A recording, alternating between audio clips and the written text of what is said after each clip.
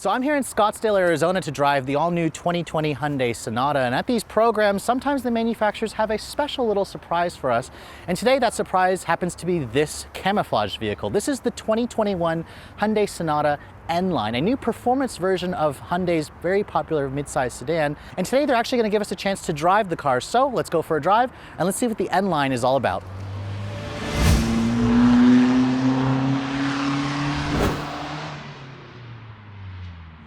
So N-Line is Hyundai's new sub-performance division. It's supposed to be slightly below the full-on N. As you guys know, the Veloster N has been winning a lot of awards.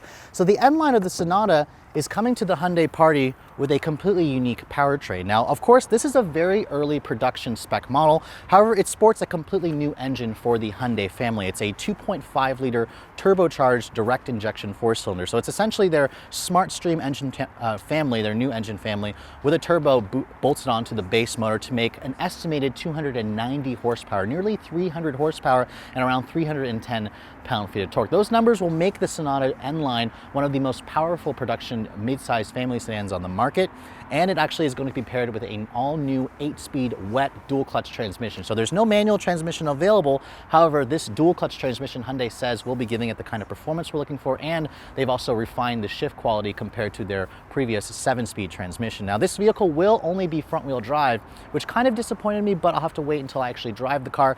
Hyundai did say that this is not going to be a full-on N version because it won't have things like a limited slip differential, but they have employed some kind of trickery here to allow the engine to put down most of that power to the front wheels. Now, of course, I don't have the full-on specs because this is a very, very early drive, but I just wanted to show you guys what's going on underneath the hood. I think this will be an exciting addition to the Sonata lineup when it goes on sale in the fall. So obviously this one has a bunch of camo underneath it, but I want to talk about the design changes really quick for the N-Line. You can see compared to the regular Sonata Limited I have here on my left, the grille is slightly more unique. Hyundai again has given us a little bit more of an aggressive grille opening here. You can really see the difference here at the lower front fascia compared to this one.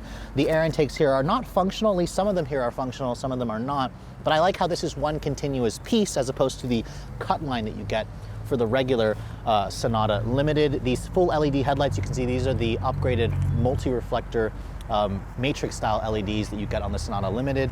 And I also like how Hyundai has included the front forward camera, and the radar sensor is nicely integrated into the Hyundai emblem. Remember, the Sonata, the new one, rides on a completely all new architecture. It's their third generation architecture. And on the N-Line model, they really basically just take it up to the next level. They've pumped it up to 11 or 12. Now, looking at the wheel choices, these are not the final production spec wheels. Hyundai said that this is one of them, but you can see here, they fill out the wheel wells better than the regular Limited. These are 19-inch wheel wrapped in 245/40 series tires. It looks like these are actually a Continental Conti Pro 6, so a summer tire. So as the N-Line, the performance version, it's good to see that Hyundai has fitted this thing with some actual set of wheels. Now, obviously, I can't really show you much about the body lines because it's covered in this camo. It makes the car certainly stand out a little bit more, but I do see it has the panoramic sunroof you can get on the regular Sonatas. And then follow me over to the rear here, you can see same kind of design. I was expecting Hyundai to include a little bit more of an aggressive spoiler back here, but that could be changed. Remember, this is a really early prototype production spec or prototype model. And then down here, there's an extra exhaust tip here on the left side, whereas the regular Sonata just has it on the right side. It kind of gives you, again, a quad tip look. I can't talk about how it sounds just yet because Hyundai is still working on the sound of this vehicle. They said it's about 90% complete, and the final 10% is going to be all about the fine tuning, and the exhaust is definitely one of them. So for the inside of the Sonata N-Line, you can see there are some distinctive changes that I'm noticing here compared to the regular Sonata. The first thing, the interior color combination. There's some red stitching throughout here on the steering wheel. Hyundai tells me that the steering wheel is production ready. It looks like it's just got a thicker bolstering, it's perforated leather. The seats also are more aggressively bolstered, and I love the seats. I love the suede with the leather. The seats themselves look like they appear to be heated and cooled, so that's nice. And the rest of the dash just kind of has like a more darked out tone to it, which is definitely an improvement. But really, I'm excited to go for a drive for this thing. So let's go ahead and do that. Oh, do rolling starts, because otherwise you're going to spin the tires. Right. Ooh. Wow, there is a noticeable surge of mid-range power compared to the 1.6. Like, it feels fast. It's 30% more power. And this is the initial tuning, so there's still a lot of, we hold back quite a bit. Okay. We want to blow up these engines. We want to understand the limits before we give you full power. So Okay. it's probably get 90% of what you'll be in production.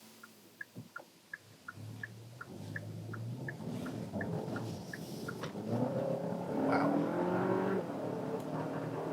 Whew. Wow, I'm impressed. This thing really hauls. I mean, if you had ever driven the 2-liter YF, Mm-hmm. so we're trying to capture that character back. Okay. And, this is going to be obviously a little bit more powerful, but And that was the one that had 275 horsepower, I Right. believe. Okay. Yeah.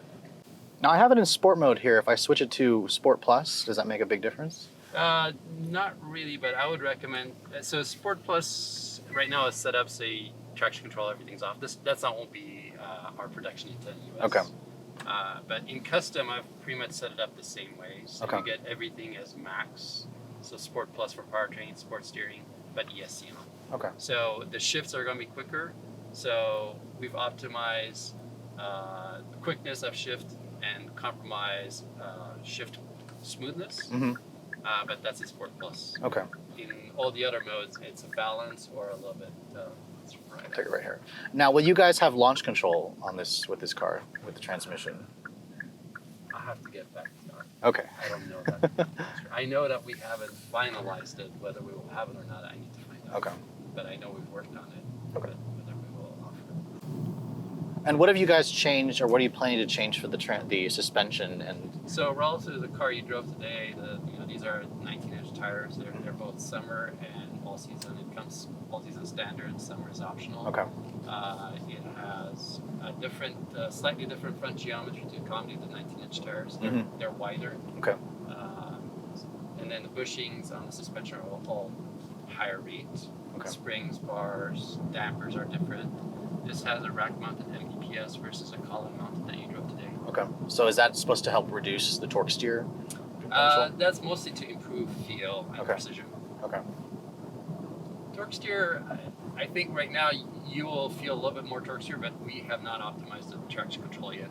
I see. Finalized it for these tires. So Okay. once that is optimized, it'll be minimized. Mm-hmm. But things like a limited slip diff, that's not on the books? That's not it looks Okay. like. Okay. Well, I like the steering feel. It's a lot heavier than the regular car. The car just feels good. It feels nice and stiff, but really planted, but not overly harsh as well. It's still a comfortable car. Okay. Are the dampers adaptive? You guys? Just to mention. I mean, they're pseudo conventional. I mean, they're advanced passive dampers. So it's not every day that you get a chance to drive a early build production model like this, or prototype, and this happens to be the N-line version, the high performance Sonata, which Hyundai has never really done. Let me put my foot down here really quick. Whew. Now this engine, the specs are impressive. I mean, nearly 300 horsepower and over 300 pound-feet of torque. The one thing that I am concerned about is torque steer. And Hyundai says they're not going to be putting a limited slip diff, a mechanical one, on this car, but they will be, playing with the traction control. And it has a unique steering rack. The bushings are a little bit more aggressively tuned for this car. So I'm going to have to wait until I drive a full production spec. But I will say that this car feels quick. It feels like it has over 300 pound-feet of torque. This should easily smoke the Accord 2-liter turbo and probably smoke the Camry V6 as well. The noise also, I'll do another acceleration run. The noise is still in the process of being fine-tuned. Right now, the car just has kind of a very conventional exhaust setup, but Hyundai says they're going to be playing with the exhaust system to give us that crackles and pops that we like so much. Whew. This engine just has a crazy amount of mid-range torque, and the transmission, this is Hyundai's new 8-speed wet dual clutch transmission. I have to say, it is a very nice transmission, a huge upgrade over the 7-speed dual clutch that they used to do in the previous higher performance offering models. This transmission should be making its way to the Veloster N as well. So again, it's going to open up the ordering books for somebody who wants a performance Hyundai but don't necessarily want it to have a manual transmission, because even though manuals are great, let's be honest, most of us are stuck driving in traffic, and we would rather be in a conventional automatic when we need to be.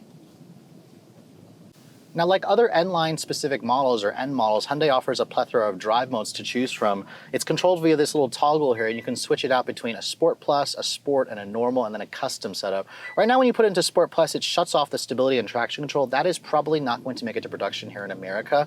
Hyundai just has it, again, programmed for this specific one because it's a Korean built, Korean spec'd out model. I'll leave it into the custom mode, which is essentially like Sport Plus, but it is designed to leave the stability and traction control on. But this is a really super short driving loop on a car that is not quite yet finished. But I will say, you know, going around some of the corners on this curvier road, the steering feel is markedly improved over the regular Sonata. It feels heavy, but it also doesn't feel artificial. The car's platform just feels really solid. It feels like it's a car that's been designed and built to be sporty from the start, so it has really good bones to start with. And the ride quality, even though this has, you know, bigger wheels and tires, 19-inch wheels, it doesn't have adaptive dampers either. It actually still is a relatively good ride quality. You can feel the car wants to play, but it's not going to beat you up in the everyday commute, which is, I think, important, especially when you're looking at this segment of vehicle. A performance mid-size family sedan is kind of a new segment, and I'm really loving the fact that Hyundai is, you know, starting this trend. I mean, sure, there were vehicles in the past, like a Honda used to offer a V6 with a manual, you know, 12 years ago. Nissan offered an SCR version of the Altima, which had a really horrible torque steer, but it was fast.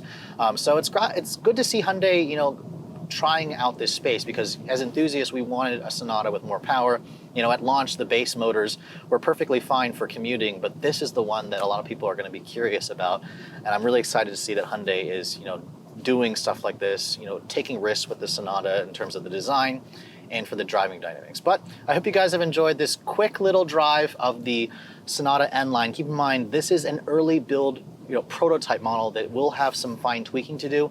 And when the car does go on sale in the fall of 2020, you can bet that I will be showing you guys a full review of the car without all the crazy camouflage on it, and I'll be able to show you guys exactly what it sounds like, how it handles.